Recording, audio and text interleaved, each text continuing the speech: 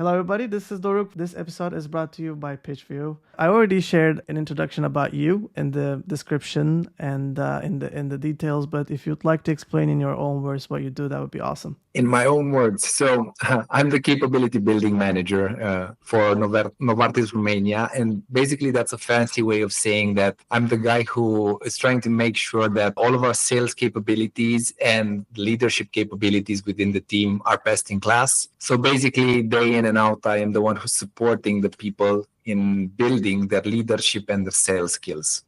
This is what I do. To give you a bit of a background about myself, I've been working in L&D or learning and development connected roles for the better part of the past 14 years. I also run my own coaching practice and my own company, which is called Think Backwards, where we do basically a lot of soft skills. And I'm trying to combine all of these different approaches and all of these hats that I wear day in and day out. Sounds like some good chunk of responsibilities in terms of the sales processes. And is it also partially touching to the marketing side of things? Yeah, I'm also supporting the marketing people. In Novartis, we call, at least in the local landscape, we call the marketing team the customer experience team, because basically this is what they're doing. And we have a lot of customer experience manager, and we're trying to track the customer experience end to end and provide the best in class resources for our people. And in terms of customer experience, that I understand as HCPs. So I would assume HCP relationships come really important in this case.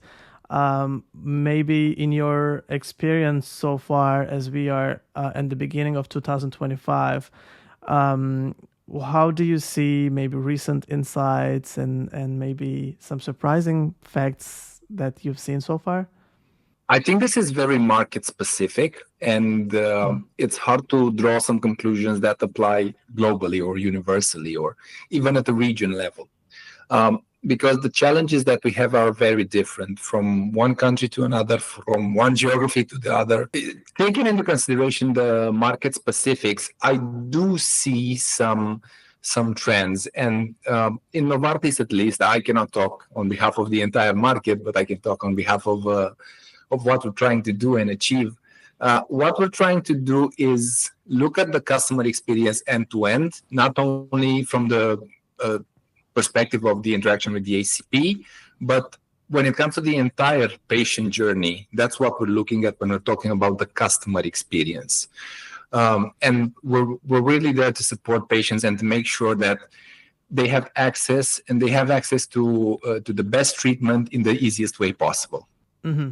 Well, in that, do you maybe see any challenges so far? Like some of the common ones we see is maybe engagement related. Actually, this is the main purpose we started this podcast, so we can exchange ideas from experts and leaders like yourself from the field. I'm just curious about that, if you can share it with me. One challenge that I'm foreseeing now when it comes to engaging the HCPs and everything in between is sifting through all the information and all the AI related stuff, because there's a lot happening. A lot of it is cool and we would like to experiment with it all, but that's not always possible. So actually being strategic about it and deciding what's the best course of action and what are the best approaches when it comes to integrating AI into the way we engage our customers. This is one thing that I'm seeing as a big challenge on the horizon.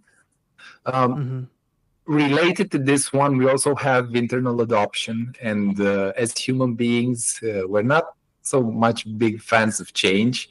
So sometimes it's harder to integrate the new stuff into our day-to-day, and we tend to stick to the old ways, to the beaten path. And yeah, sometimes it can get a bit challenging. Yeah, well, a lot of new stuff also happening. It's like sometimes it's hard to catch really, and how this will adapt into pharma field, right?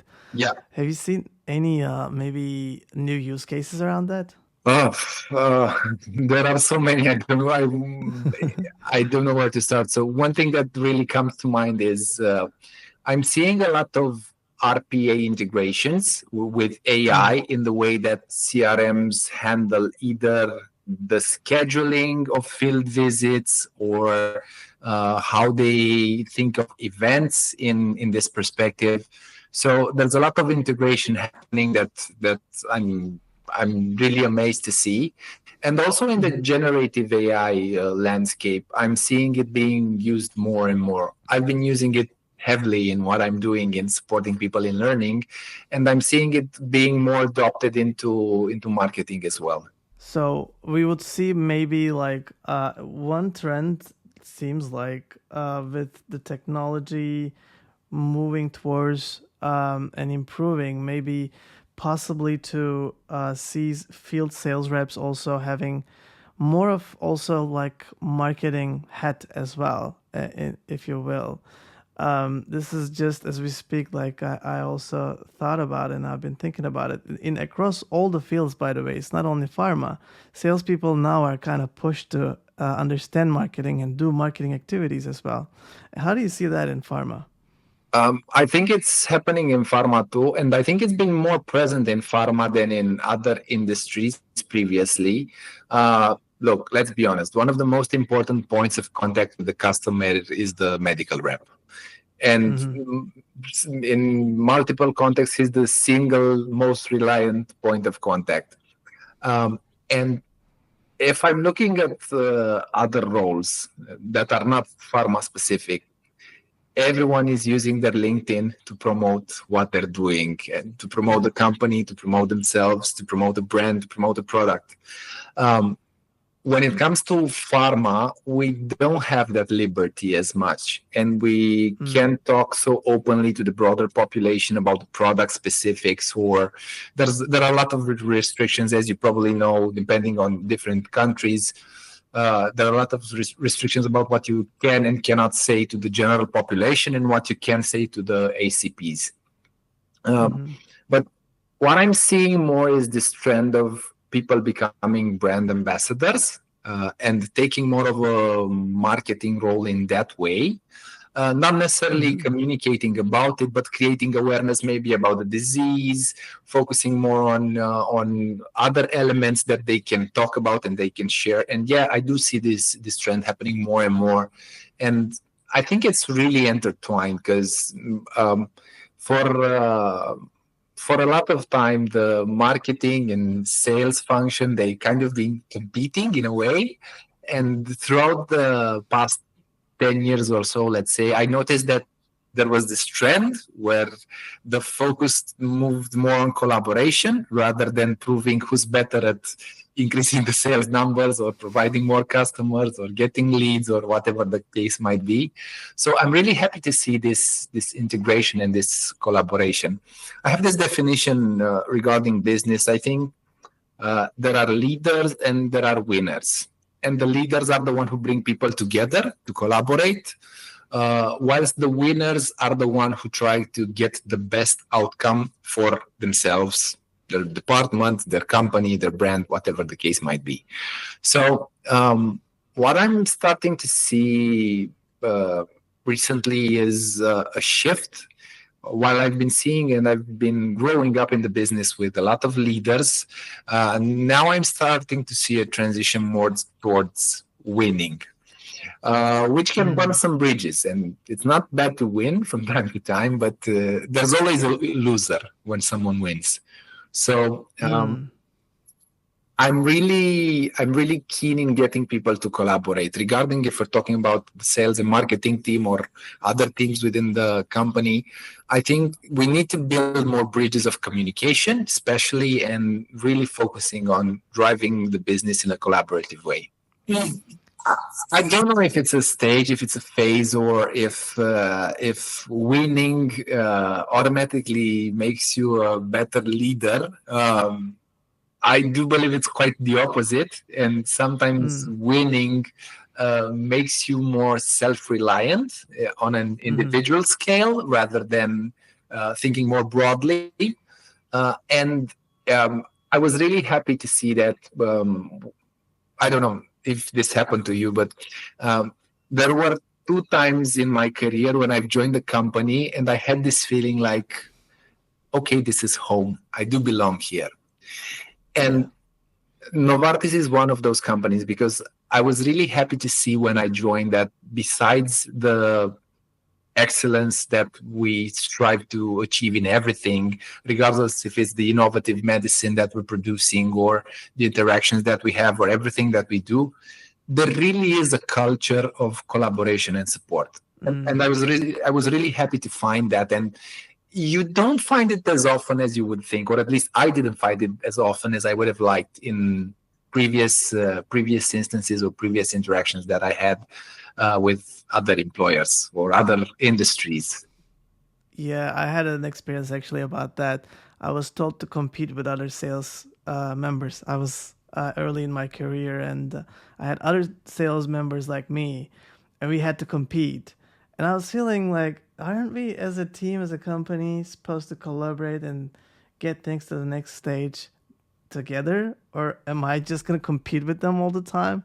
It's like, it was such a surprise to me in seeing that. And I think it's more about the culture that's cultivated inside. It definitely is, yeah. So I think culture is a big and the key influencer of everything that we're doing. So regardless if we're talking about sales or marketing or leadership or whatever the case might be, um, it all boils down to the environment and the culture. And Mm-hmm. more often than not, I'm seeing people trying to fit the culture rather than trying to change it. Um, Mm-hmm. and I was really happy that when I joined Novartis, I found a culture that I really liked. That's focused on collaboration and growing together. I think this is really important. It was so funny because I joined the company and a few months later we had this brand shift and the new brand identity was something along the lines of reimagining medicine together, and I really like the Mm. together bit quite a lot. You were talking So, earlier about the competition within the team. Um, yeah. I think a certain amount and to a certain degree it can be useful, but Mm-hmm. if it's the only focus, the internal competition, then it can become quite detrimental. I'm all for competition as long as we try to compete with people outside the company and we're trying to compete with other companies, let's say, for the best interest of the patient. Then I'm definitely all down for the competition. When it comes to internal competition, it tends to skew the culture in the direction of winning. And as I was Mm-hmm. saying, when there are winners, there are also losers. So that really influences the morale and the communication dynamic and everything that's happening within a team. Totally. Really interesting. And in pharma, though, winning is also maybe open to a debate, maybe like because there are different parameters, different Yeah. data to be careful about. How do you see that part of things? Because maybe like, how do we really understand as a pharma team that we are winning?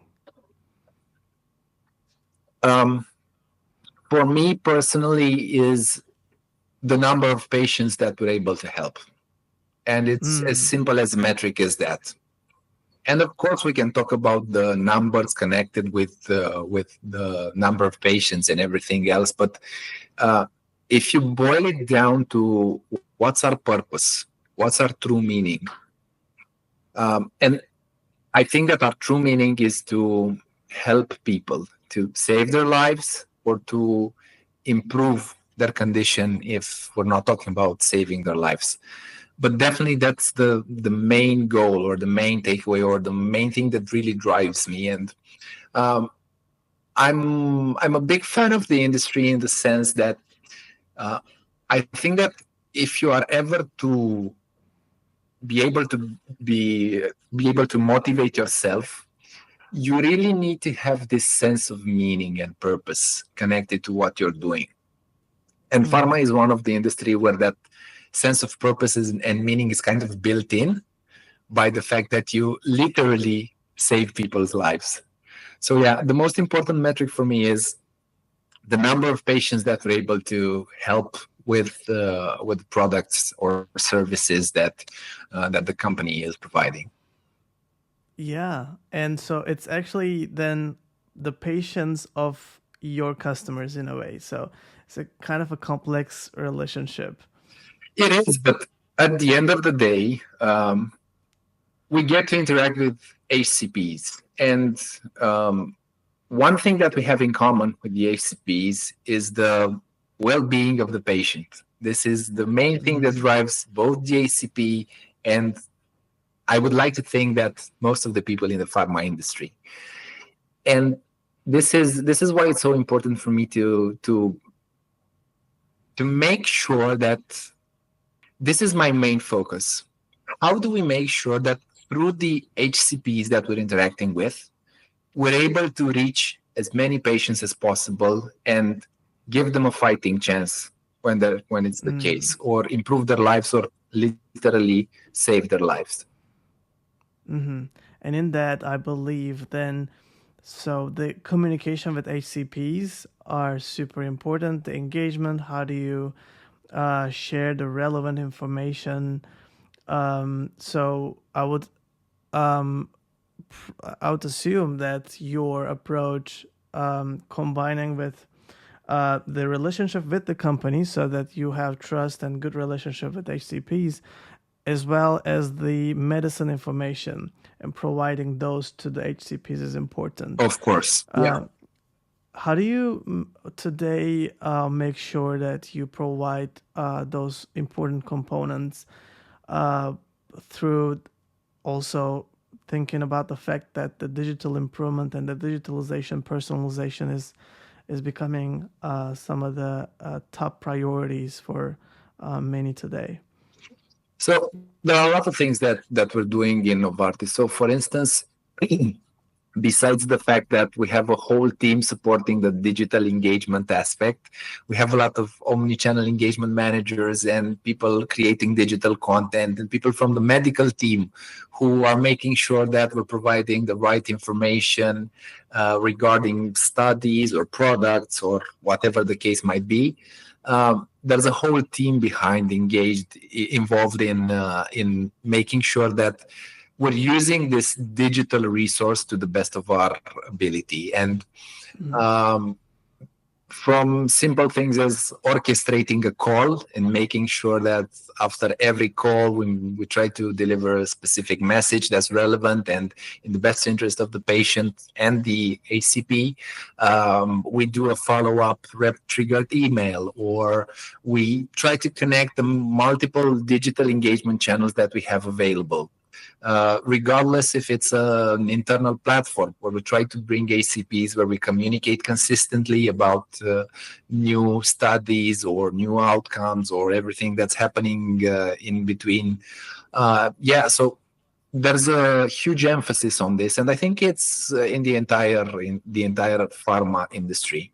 I do believe there are always things that we can improve, of course, but I think that we're doing a consistent amount of effort in that landscape, and we're really seeing the results with more and more of the HCPs providing us feedback regarding the platform that we've created for them, where they can join and share their thoughts, read new things. Sometimes we have these interesting discussions happening there, podcasts.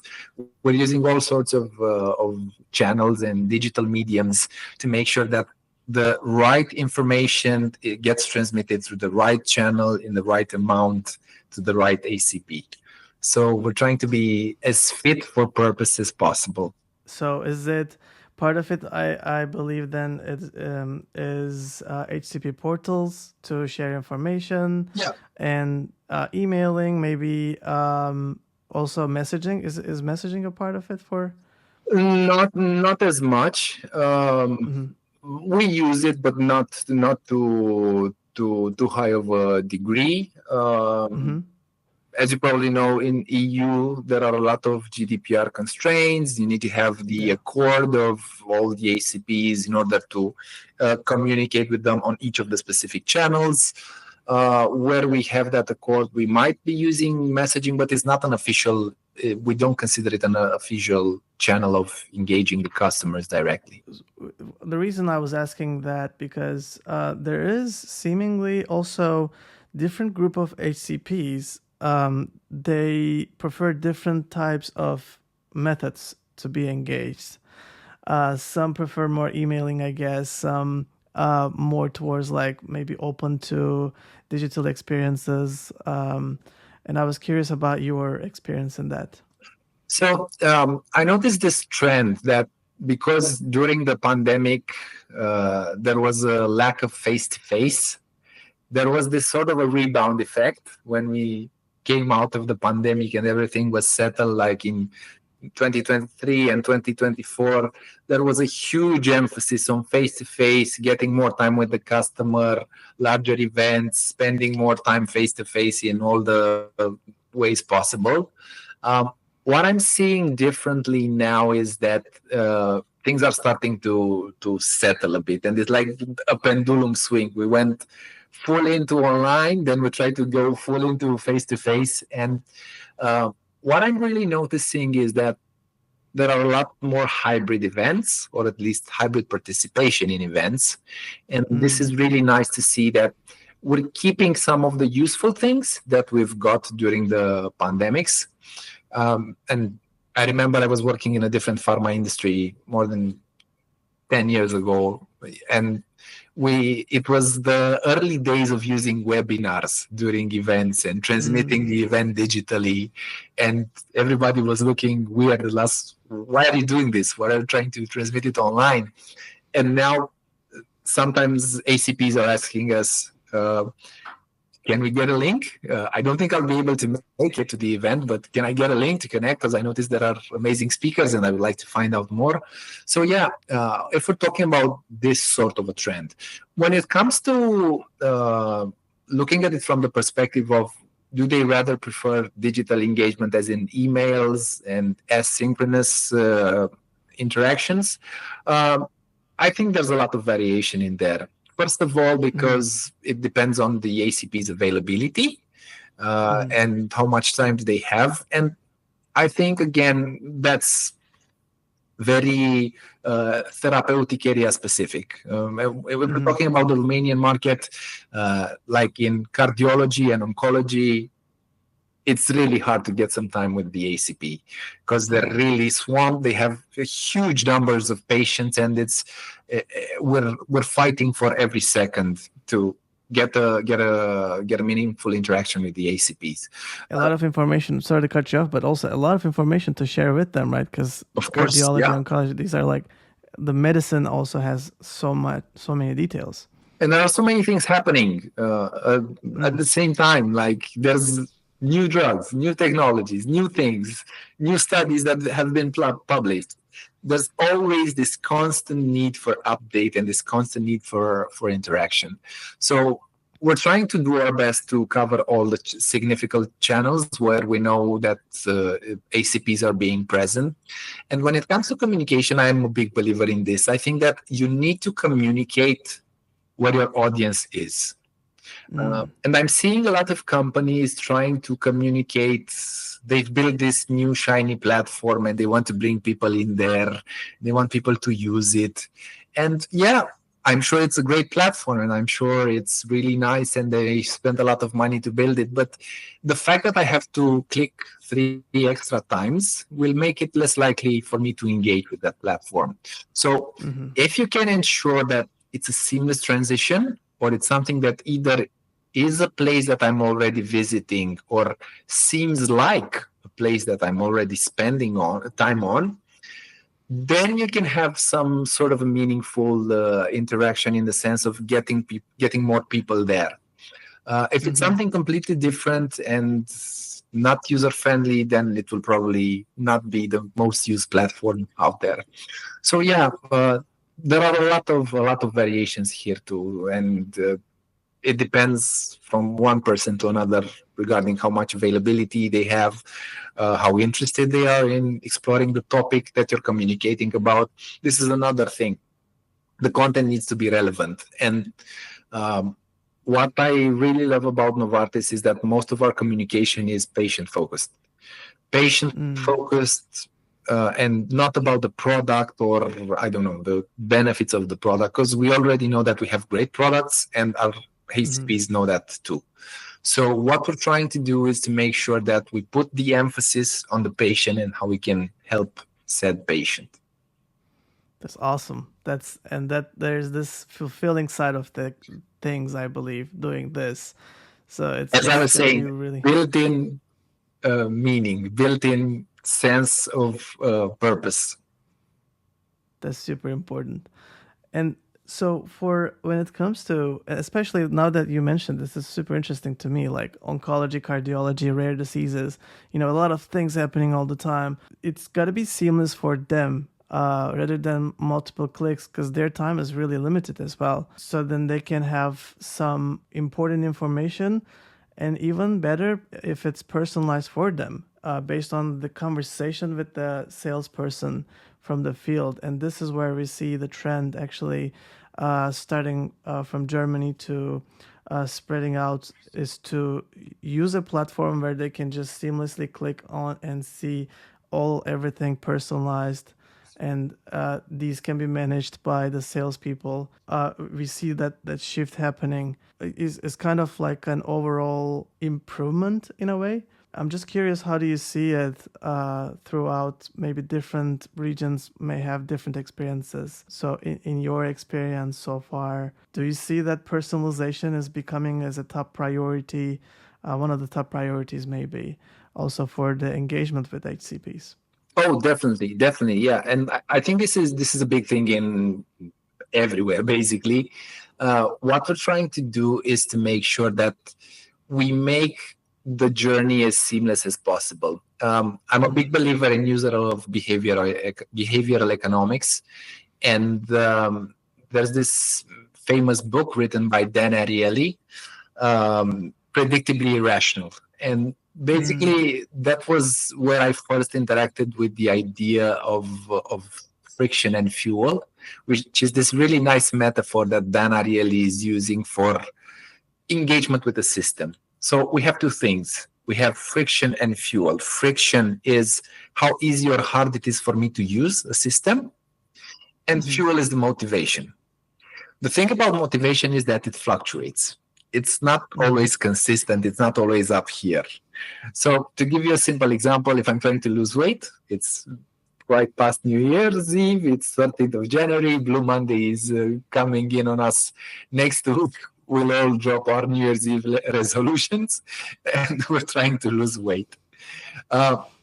If I have sugar available within the house, then there is very little friction for me to get access to that bad behavior. If I do a cleansing of my house and remove all the sugar from my house, then during the moment when I will have an urge to eat something sweet, when my motivation might be low, usually happens in the afternoon when I have less energy, the fact that I don't have it available and I have to go out and buy something, and it's not, I could pick my phone up and order something, but the fact that I have to do a few extra things makes me less likely to do it. I think this idea applies to everything, literally everything, and every system that we interact with.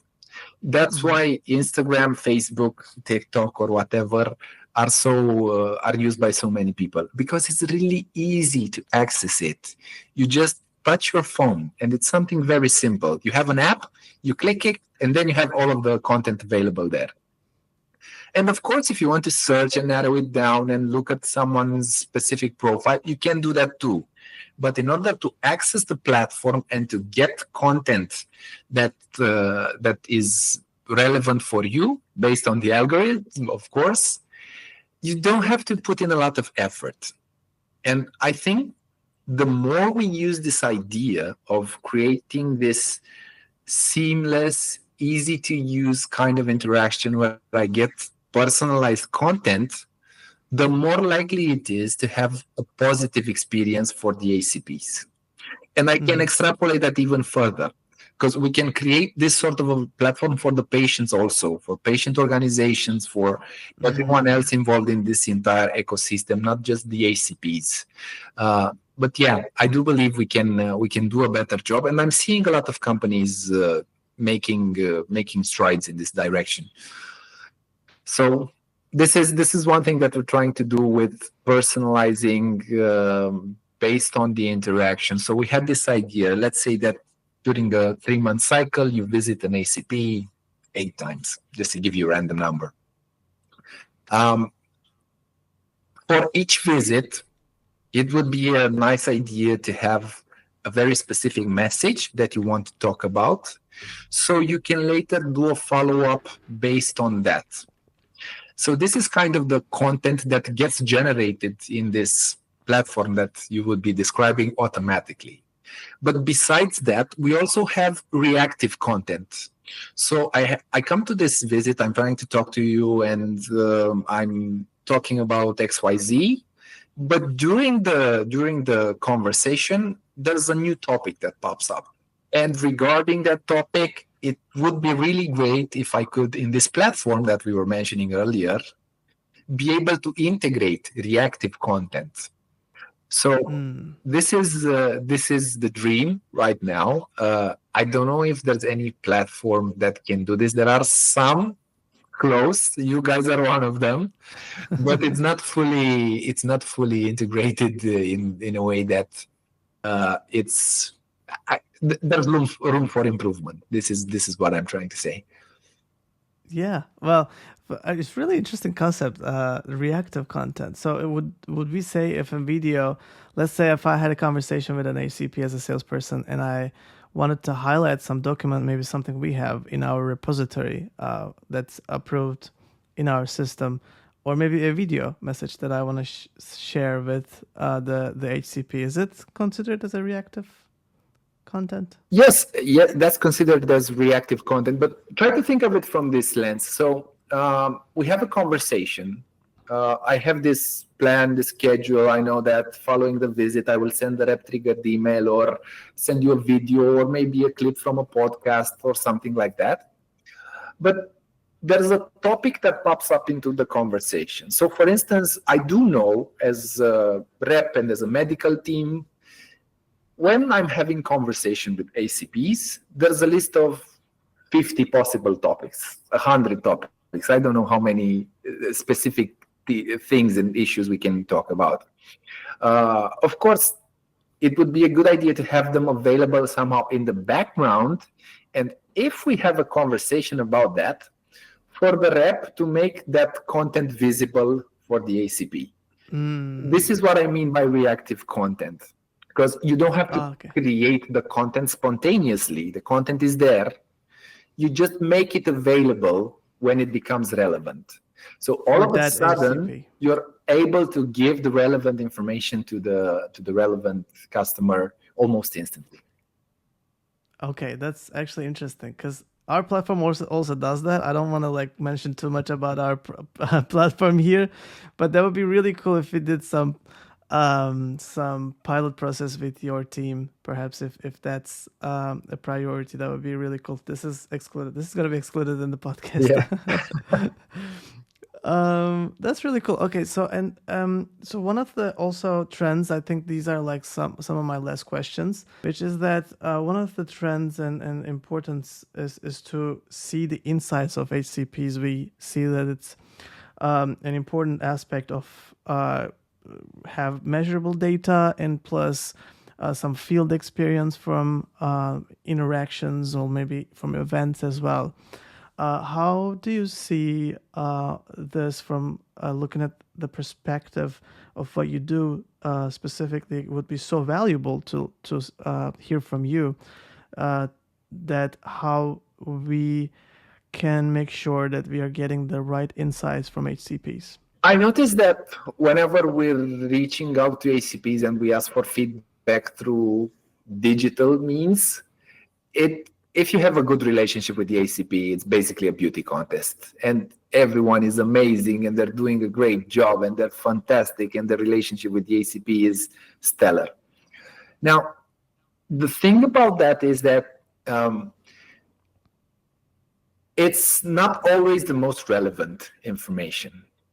So how we look at getting relevant information, we look at it from multiple lenses. First of all, of course, we collect data from the customer. We're really paying a lot of attention to the voice of the customer. That's the first level. Another way that we're really looking to get insights is asking the medical reps and key account managers to help us understand which information was the most relevant for the HCP interaction. So, for instance, they have this launchpad on their iPads. They have this digital presentation that they use during the visit, and they have this option to rank the content in there by slide. So we have this presentation that was built by a marketing professional. We go there, we interact with the doctor, and we really see that on slides 3, 5, and 9.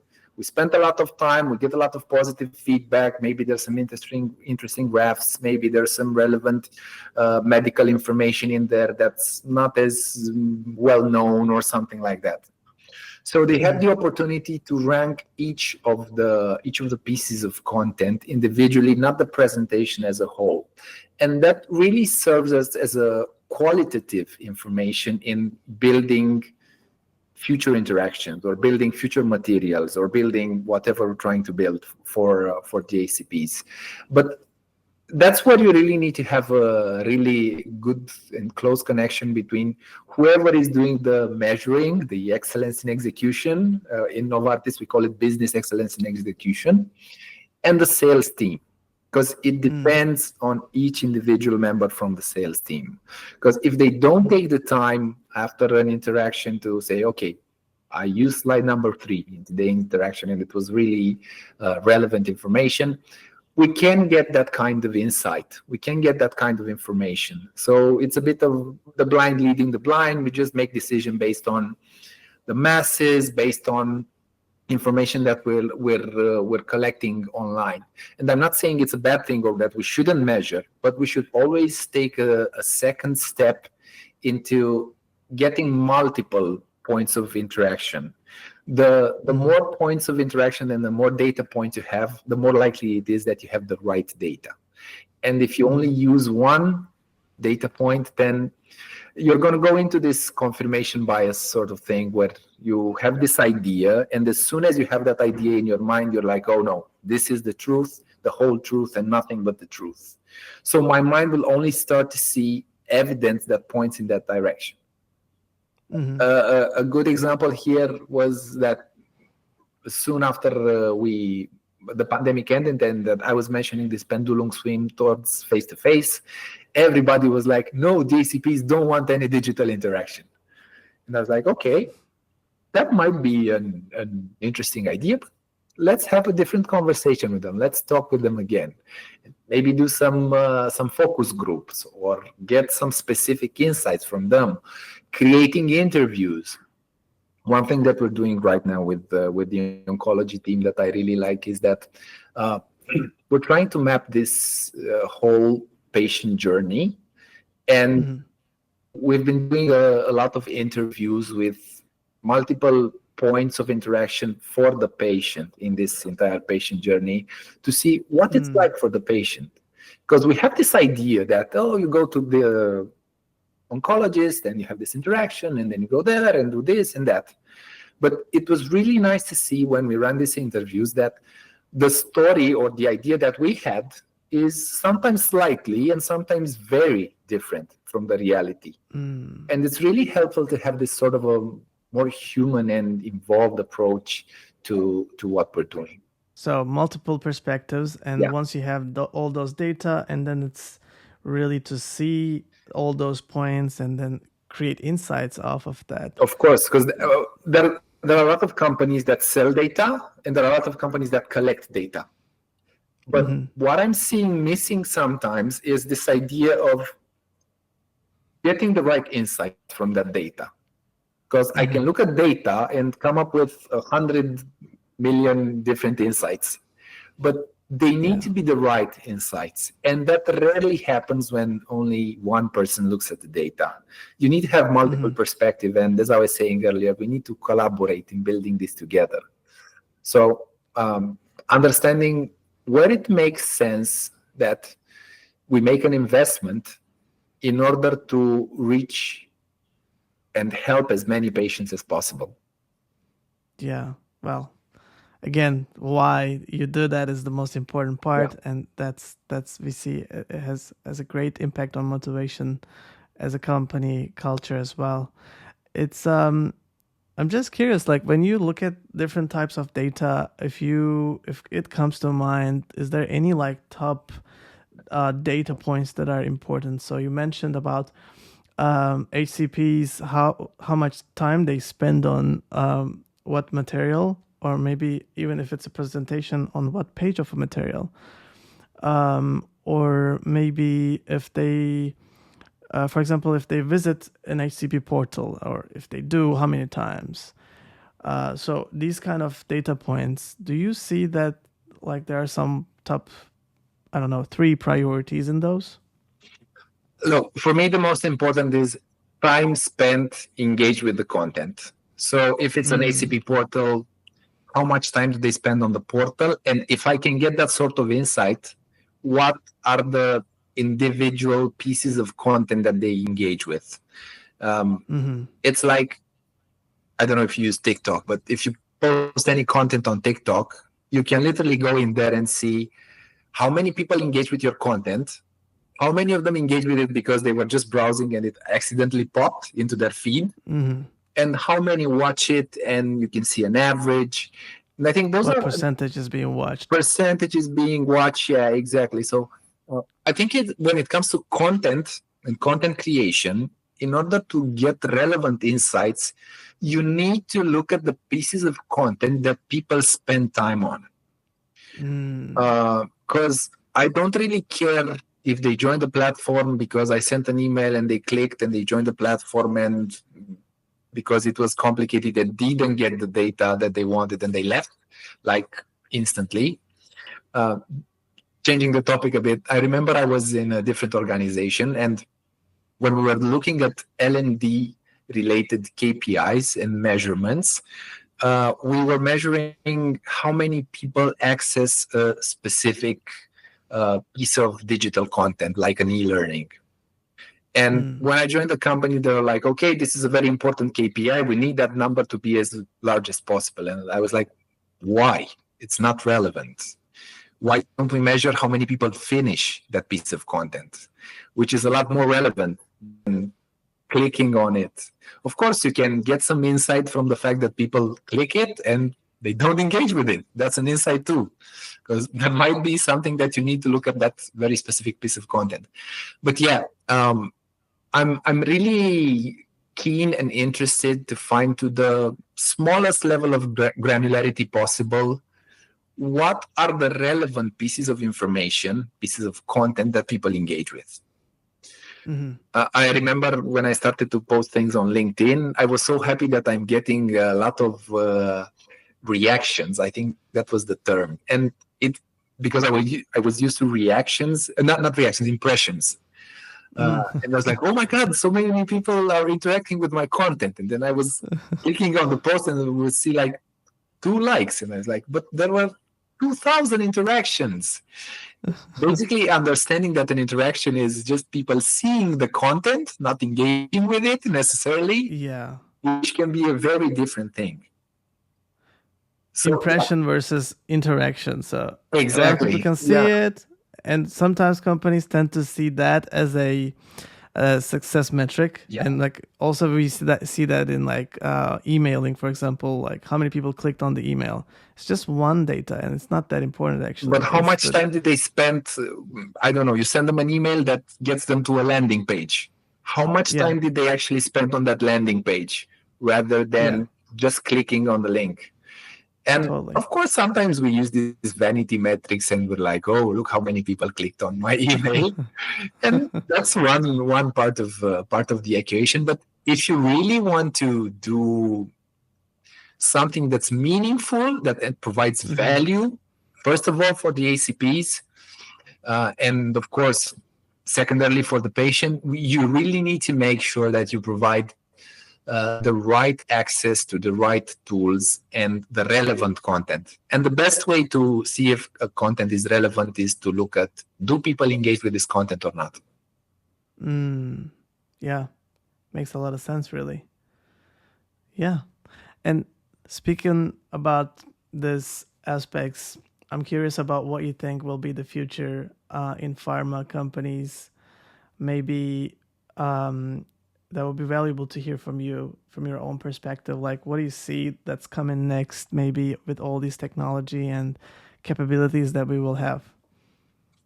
I would like to see some medical influencers, in the sense Yeah. that we have this sort of a platform that is HCPs only, where we can talk about it, and HCPs become this sort of medical influencers. Of course, we can say that we have that already with key opinion leaders and people that do that, but actually creating more of a digital hype around it. And it's a sort of influencing that's slightly different, because it's more geared towards education than reaching the masses. But I would love to see this trend picking up. I would love to see more medical podcasts. I think podcasting is a really good environment and really good medium, and the election in US confirmed that. Yeah. You could see that basically Trump reached more people through Joe Rogan and, I don't know, That's Flagrant and different podcasts that he joined, and Theo Vaughn and whatnot, than going on TV. So there's clearly a shift towards that. Yeah. And I do believe that 2025 is the year of the podcast, in the sense of new channel or new way to engage HCPs. I would like to see more personalized content. I don't know, part of it based on an algorithm, part of it reactive content that people can integrate into that algorithm based on interaction. And when it comes to generative AI, I would love to see people being less concerned and less worried about it, and embrace it a bit more. Because I do believe in Europe we have this big disadvantage, which is called GDPR. And yes, it's there to protect us, but it's also preventing us from accessing some opportunities. I remember back last year when I was trying to use, I forgot the name right now. I was trying to use the AI from Google. They have a different one before Gemini. It completely slips my mind now. And it wasn't available in Europe. So I had to use a VPN and go through Uganda or some, I don't know, some different country in order to be able to use it. And I think we're missing out on a lot of opportunities because being extra cautious. That's a great point. Alex, thank you very much. I really appreciate your great conversation today. Alex Aninosanu, everybody, I'll be leaving his links down below so you can reach out to him from LinkedIn. Thank you very much again. Thank you, Doruk. Have a lovely day.